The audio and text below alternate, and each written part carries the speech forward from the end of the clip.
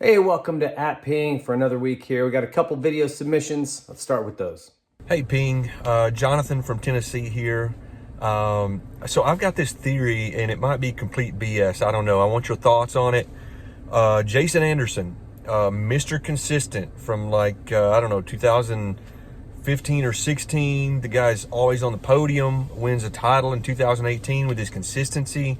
Dropped off a little bit after that, 2019 and 20, but he was still consistent. Fifth through eighth place guy, super consistent. Well, all of a sudden the guy gets on a Cowie, and he's turned into like Eli Tomac from the last 5 or 6 years. He's super surprising with his speed, faster than everybody. But then there's these weird, quirky like crashes, and this one bike issue that cost him around. It's literally like, is there something about the team or that bike at Cowie that has turned Mr. Consistent into head-scratching Eli Tomac? What is going on? Am I overthinking this after only 6 rounds? Or is there something to this theory that this Kawasaki bike has taken Mr. Consistency and turned him into the head-scratcher that has been Eli Tomac for the last 5 or 6 years? All right, so first one here has to do with Jason Anderson and Kawasaki and whether or not his inconsistency this season is something that might be related to the team or bike.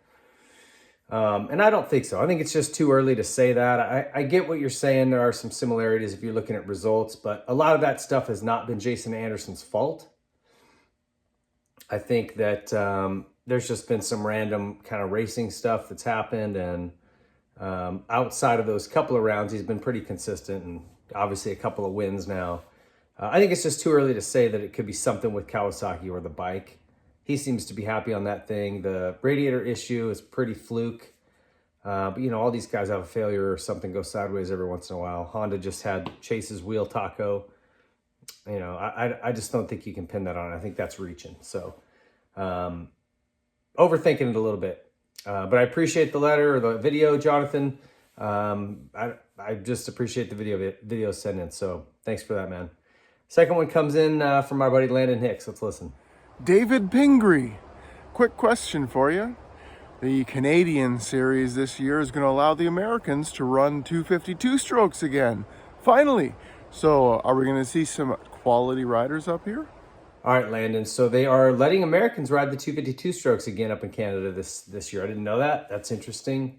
And I don't know what riders they'll get, but I'm going to be very, very curious to see if any of them will jump on a 2-stroke. I don't know what kind of rule alterations they'll make. In the past, it's been stock cylinders or whatever it is. It'll be interesting to watch and see what happens, but I think that that's a trend that needs to catch on. Like I said, that's already going on in Australia. It's already going on over in the UK. And up in Canada, I know it's been there in some way, shape, or form, but good to see they're letting American guys jump back on that bandwagon. We'll see what happens. But that is the way the future needs to go with 250 class racing, in my opinion. So good to see them making some good moves up there. Thanks for another email or another video submission. I appreciate it. Our last one. This one comes from Sparky. It says, Ping, there seems to be a new international all-electric off-road motorcycle series starting in Q3 of 22. It looks to be sanctioned by the FAM and has some legitimate promotion. Eric Pernard's involved. It has a format and similar feel to Extreme E, which is a recently established 4-wheel off-road series. Mugen Honda is fielding a team with their electric dirt bike prototype, and I suspect Stark will enter a team with the new Vark. Eric Pernard is a consultant for both Stark and this new race series, so there's a bit of a connection. Do you think any other existing manufacturers will follow Mugen into the series? What are your thoughts on this new series? Check it out. So he sent me some links. I clicked on them, and not a ton of information there, just yet. It's sort of a vague outline of what they're going to do. It's called the E-Explorer World Championship. You can search that and find it. 10 two-rider teams are going to be invited to compete in this series. There's multiple street and off-road courses. There's pictures of like trials stuff. There's off-road stuff. There's some road course stuff. So I don't know how this thing's going to look. They also mentioned that there are male and female teams combined. So maybe you have to have a male and a female. I'm not really sure yet 100% on that. It didn't sound like it was solidified, and there's no dates. It's very early stages. But I will say that there needs to be something like this for the electric manufacturers, or for all the manufacturers who want to get into electric and start pushing that way. For car racing, there's a ton of them. These endurance races, very obscure series, and all these car companies are putting in their prototype cars, trying to develop, whether that's hydrogen power right now or working on electric or whatever. It's just, it gives them a space that's competitive in real life, but it isn't so front and center as far as publicity goes, so that if they have a failure or something go bad, it doesn't look as badly on them. I think that's kind of what this series could be, is just a chance for them to do some performance and durability testing on some new technology, new ideas. I wouldn't expect to see a ton of purse money or this series to get super big, but I think that it's a good idea. And I think you will see other manufacturers jump in.